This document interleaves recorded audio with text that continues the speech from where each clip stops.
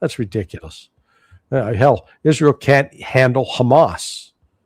Yeah, it's good at killing civilians. Let's give it. That's what it's good at. But killing civilians does not actually bring you political victory. I had an interview today with someone from Project 8200, which is the kind of the Signet equivalent of Mossad. And he's very critical of Israeli foreign policy. He was in Project 8200. I think it's not called Project 8200. Unit 8200. Yeah, Unit 8200. And he kind of went through this. He's like, Mario, Israel is great from an intelligence perspective, great at assassinations more than anything, and is great at tactical successes, but strategic failures. That was his way of framing it, which is kind of in line with what you're saying. And he used the Hezbollah pager attacks. So tactically, incredible success, probably the most successful operation by any intelligence body. Strategically, look at Hezbollah today. Yeah. Well, again, so how do you define success?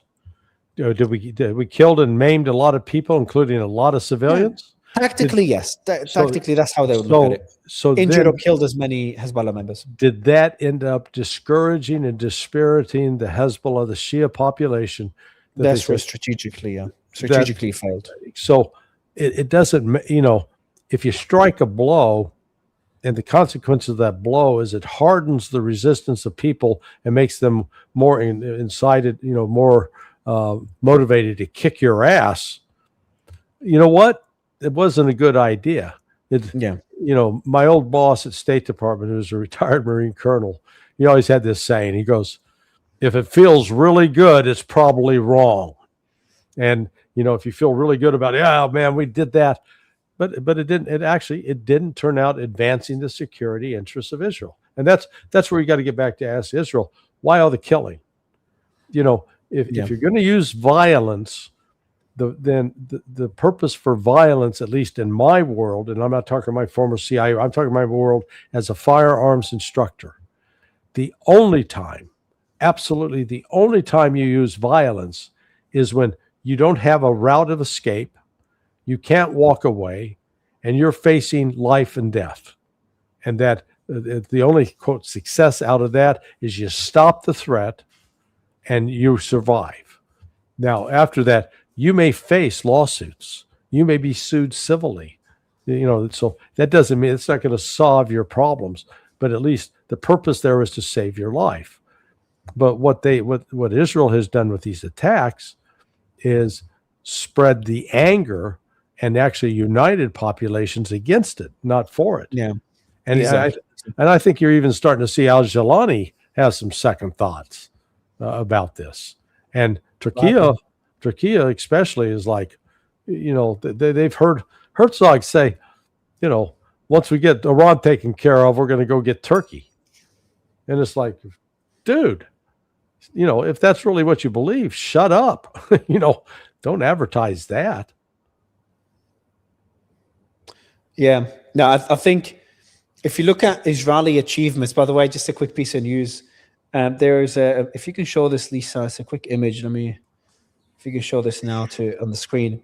The U.S. sanctioned Russian-flagged Handymax tanker, Pegasus 927-6028, keeps going in and out of the U.S. blockade perimeter just out of spite. We have multiple satellite images confirming that this is not an AIS spoof. So they got satellite images to confirm there's a Russian tanker just going in and out of the blockade as a middle finger to the U.S. Yeah. If you could show that on the maps, Lisa. But yeah, on the it's so funny. Please show it, Lisa. It's hilarious. Actually, I'll show it here while she's putting it on. There you go. So you can see it's going in and out of the blockade. Yeah.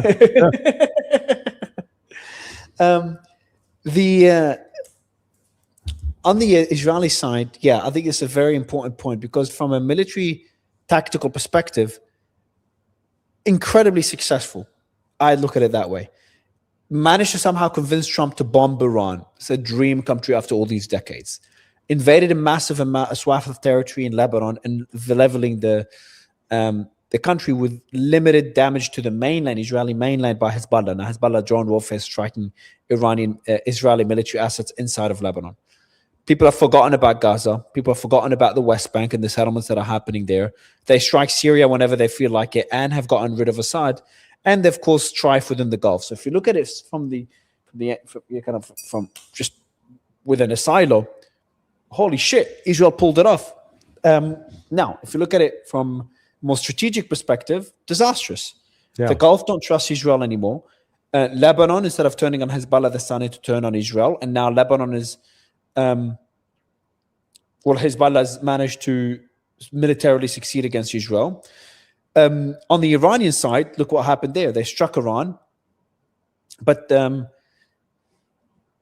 Iran is going to come out stronger than ever. Oh, that's the spoofing image, the back and forth by the Russian tanker. Iran has come out stronger than ever out of all this, and the global sentiment around Israel is worse than ever. So yeah, this is a perfect example where they've achieved tactical success, but strategically could be disastrous for the country, especially long term. Again, that's where Clausewitz understood that, look, it's not about how much violence you can apply in a particular situation. It's that how does that violence serve your political purposes, and how does it improve your survival as a country, not just physical survival, but also your influence within the world, your influence with other nations. Does it make you a pariah, or does it make you somebody that people want to be associated with and follow? And one of the I would call the yet unseen consequences of Trump's visit to China last week was the growing recognition in the global South that as Trump says, the hottest country in the world, the most happening place where you want to be aligned with it is China, not the United States. The United States, the grandeur that is in China in terms of the imperial city, the grandeur, as you've seen in Moscow, of the Kremlin and Red Square. The United States doesn't have anything like that, nothing that can compare. And so when you're dealing with civilizations, because, the Chinese are an ancient, one of the oldest civilizations in the world. The Russians, they're at least a good solid 1,000, 1,100 years. They got the United States beat, by a wide margin. So it is to recognize that these are countries with some profound historical memory, and they are now in a position where they're playing a more decisive role in world affairs. And remember, the United States, its power hinges upon two mythological columns, or I call them mythological. One is that the petrodollar is supreme, and everybody, if you're going to buy oil, you got to buy oil with the petrodollar. Well, that's no longer the case. You buy it in yuan and other currencies now, and that trend is increasing. It's not decreasing. Then the second factor is that with the United States reserve currency status, to encourage other people to buy the U.S., to basically take on U.S. debt, to buy U.S. Treasury bills, give the United States money so it can continue to run up its expenditures.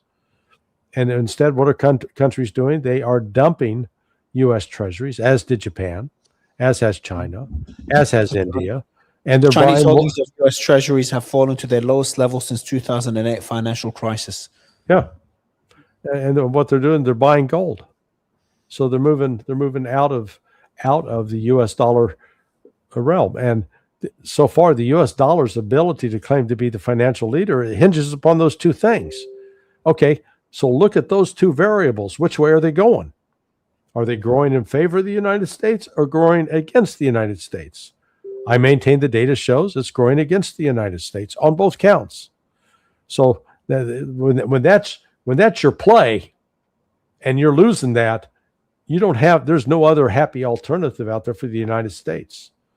Whereas China has more financial options. Yes, China's got some vulnerabilities. I'm not here to pretend that everything in China is hunky-dory and it's the nirvana, but they've got more options, and they've played it smart. They diversified.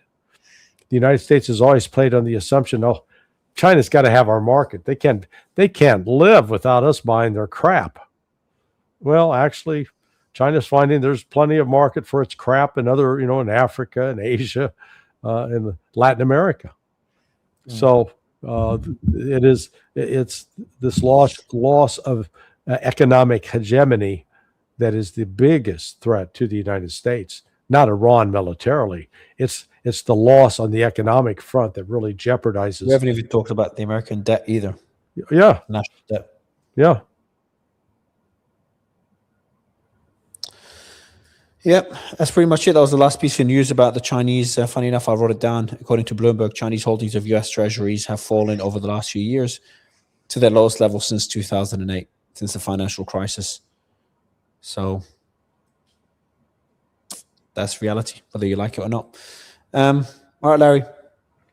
I go through today's news. I suspect we'll be talking again soon. I would guess so as well. I think the decision is near for Trump. If he hasn't already given the order, it will be given soon. I didn't tell you. I don't think he'll do it. Even though I'm not as convinced as I was. And the post today shocked me. I sure hope you're right. I sure hope you're right. Because I just think the Gulf won't let him. I don't think. Yeah, well, that's the one wild card. If the Saudis and Kuwaitis and Qataris say no, we're not going down that path now, which they should. And if they do that, then the ability of the United States to carry out these attacks is going to be extremely limited. So that may be what saves the world. And even take it a step further and threaten retaliation. Remember, there's the report where the UAE threatened to use the yuan for oil exports instead of the dollar if they don't get a swap line from the US. Yeah. So they could bite. And if the Gulf countries come together and threaten financial repercussions, but then again, the Gulf still you might disagree, they feel they need American bases as deterrence against Iran because they're still scared from Iran, even if you don't believe they should be. It'll take time before build trust on both sides.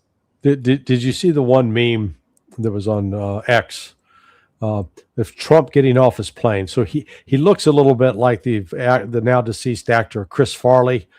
Chris Farley is this sort of rotund, chubby guy out of Canada, and Trump is stumbling forward. He's got just a white T-shirt on, his belly's showing, and it says, "I went to China and all I got was this lousy T-shirt." I saw that. Yeah. And on the other side, you got Elon on one side and Pete Hegseth on the other.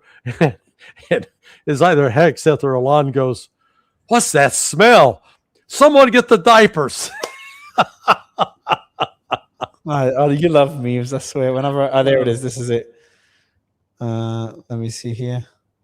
Yeah, pull that up for your audience. That's hilarious. Do you want to make Larry happy? Give him a good meme. Yeah. This is this is him. Yeah. Oh, hilarious.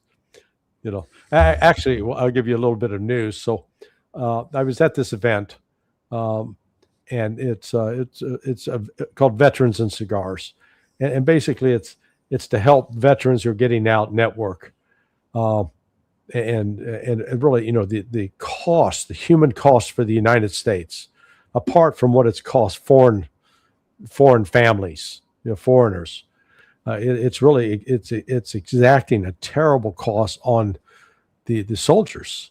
In fact, at the end of the day, we just finished, and I was in my car driving home, and one of the other gentlemen who assisted me, a guy named Tank is his name, and he looks like a human tank. He was a corpsman. He was a Navy corpsman in the wars in Afghanistan and Iraq, and he worked with the Marine Corps and saw a lot of combat. And we have a mutual friend, a kid named Jamie. Man, Jamie was just, the sweetest, humble, not a, and he also was a Navy corpsman. And we learned driving out that he committed suicide today. And it was just, man, it was a gut punch. Because